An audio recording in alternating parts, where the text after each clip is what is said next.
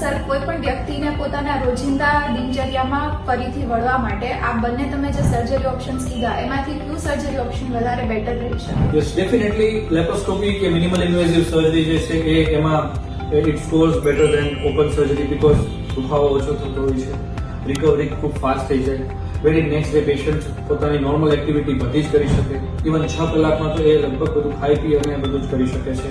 અને દુખાવો ન થાય, સ્કારલેસ સર્જરી હોય એટલે સ્કાર પણ મિનિમમ હોય 0.5 સેન્ટીમીટર 1 સેન્ટીમીટર જેવા હોલથી આખી સર્જરી થતી હોય એટલે ડેફિનેટલી એનો એડવાન્ટેજ મળે છે. ઇનફેક્ટ આપણા હોસ્પિટલમાં આપણે મેક્સિમમ જે છે એ સર્જરીઝ છે વધારે આપણે લેપ્રોસ્કોપી અથવા તો મિનિમલ ઇન્વેઝિવ સર્જરીથી જ કરતા હોઈએ છીએ.